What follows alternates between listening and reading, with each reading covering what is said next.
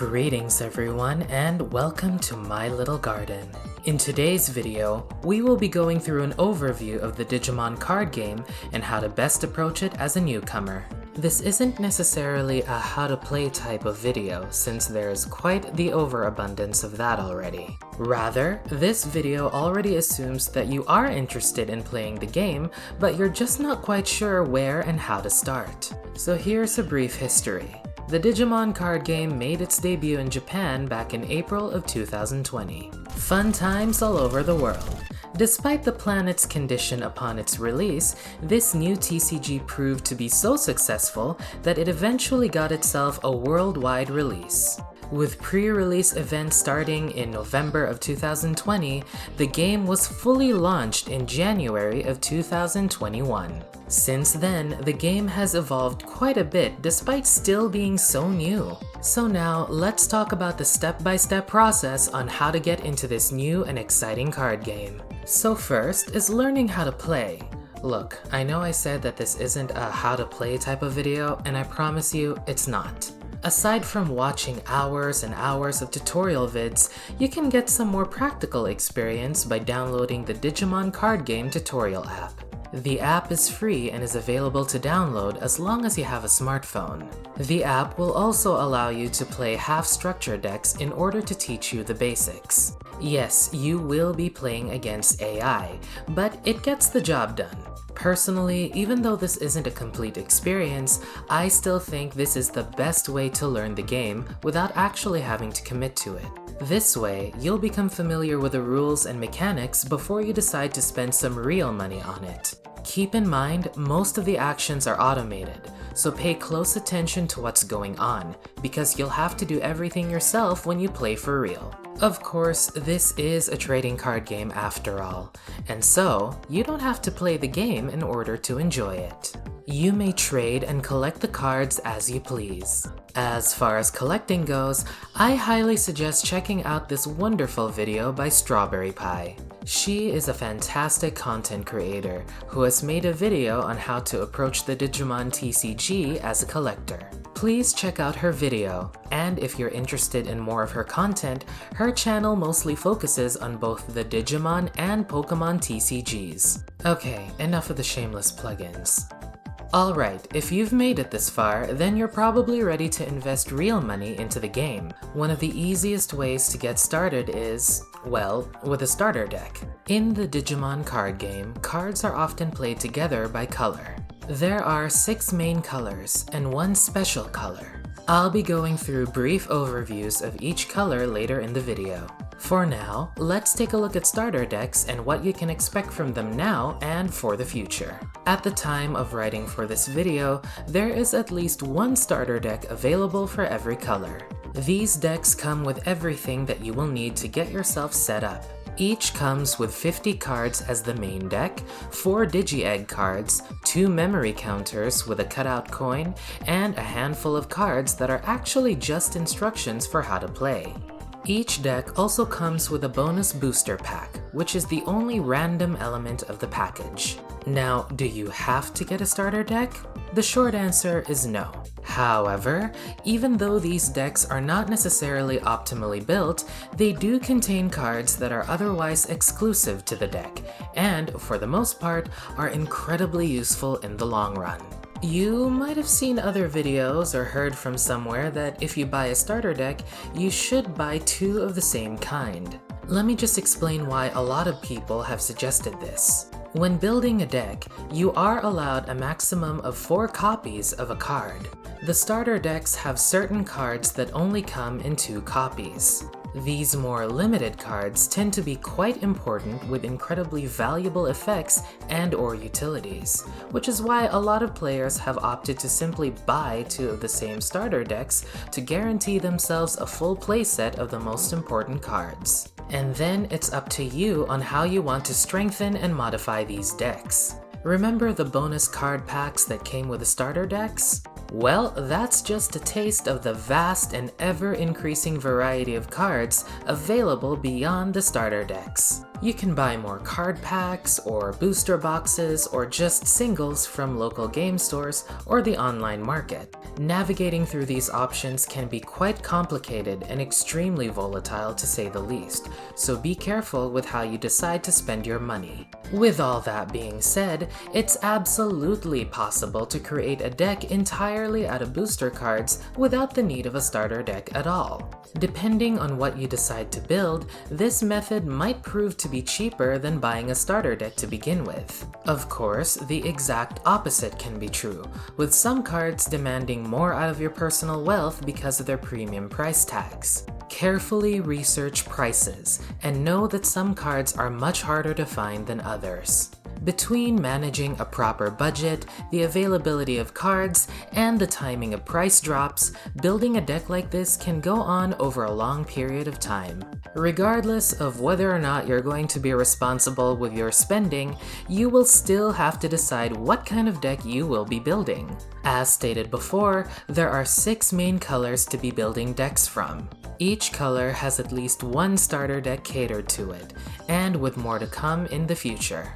Ideally, you should be building a deck based on a Digimon that you really like and start from there. If you're a Digimon fan, you probably already have an idea of what kind of Digimon you'll be including. But if you're completely new to the franchise, this might not be the case. In this segment of the video, I'll be going over every relevant color of the game, providing a brief overview of its general aesthetics and playstyles. Red. Red is arguably the simplest and most beginner-friendly of the colors. Red Digimon tend to have dragonic or dinosaur-type monsters. Most of the time. Most Red Digimon cater to a more aggressive type of playstyle, with plenty of ways to increase their DP and their security attacks, plus having access to effects that allow players to cleanly delete the opponent's Digimon from the battlefield. When it comes to raw power, red is the standout color. Blue. Blue is sort of like a counterpart to red. Blue Digimon tend to be mammalian or aquatic by design, with many of its Digimon having ice or water type associations. Most of the time. While red likes to charge in guns blazing, blue has a more calculated approach. Blue tends to provide its players plenty of ways to gain a huge resource lead, often using effects that increase memory or drawing more cards into their hands. Blue is for players that prefer to always have an advantage in resources. Yellow. Yellow uses mechanics that quickly weaken the enemy while being self-sustaining throughout the battle. Yellow Digimon tend to refer to angelic designs, as well as warriors, knights, and beasts with holy powers. Most of the time. Yellow likes to use playstyles that allow players to manipulate or strengthen their security stack, often treating it almost like a second hand. It is often through this interaction with their security where Yellow's offensive or defensive strategies revolve around. Yellow is the color that weakens enemy assault while strengthening its own strategic approach. Green. Green harnesses the powers of nature and promotes rapid growth. As a result, green Digimon are often plant fairies and giant insects and monsters. Most of the time. More so than the other colors, green focuses on raising Digimon fast and efficiently, with many ways to cheapen the cost of Digivolution, often resulting in bringing out their boss monsters quite early. Green also likes to mess with the opponent's board state, using effects that can force enemy Digimon to be suspended and become vulnerable.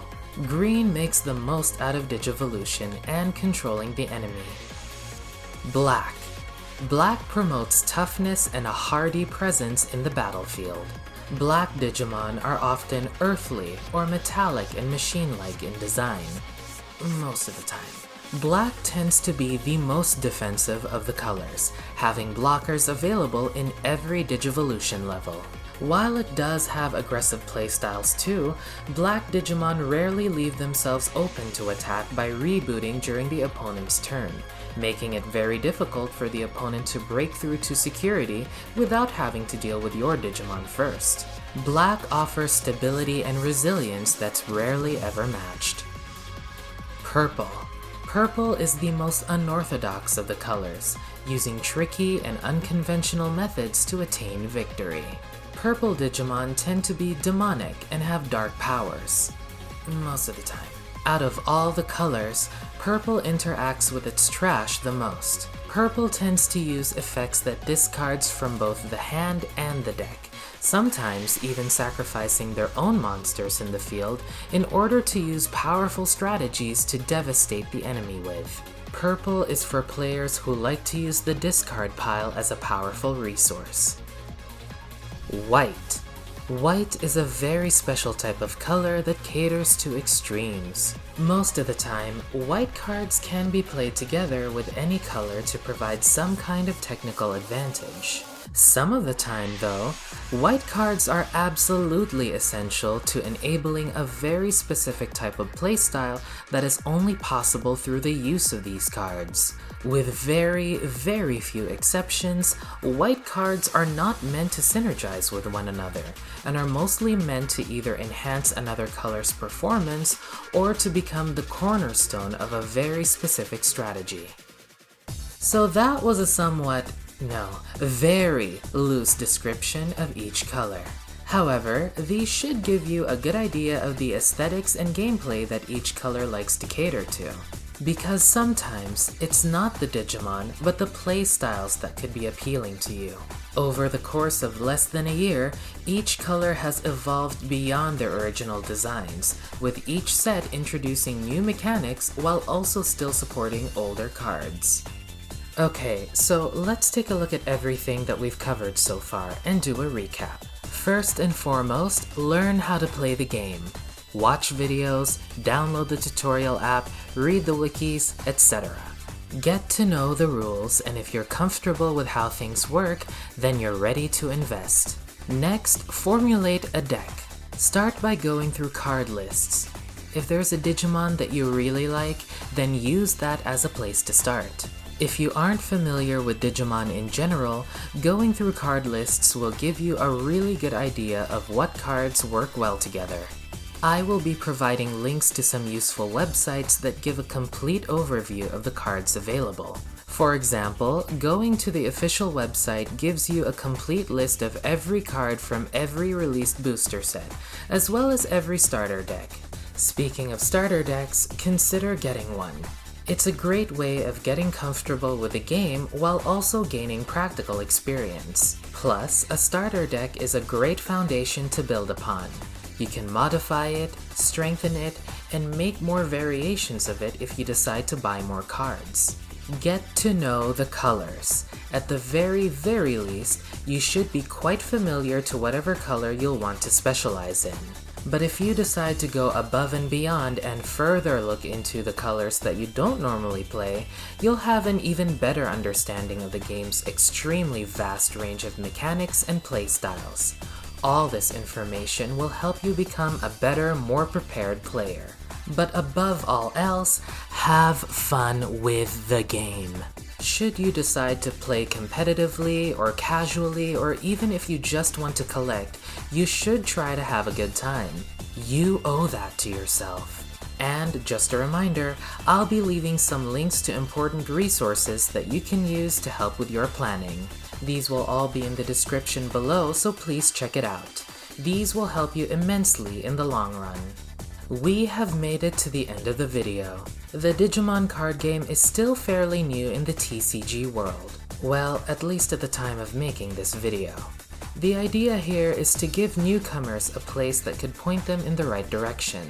The information here is relatively generalized, especially when you realize the sheer depth of varying playstyles the game has developed since launch. Not to worry though, more guides for the TCG are coming.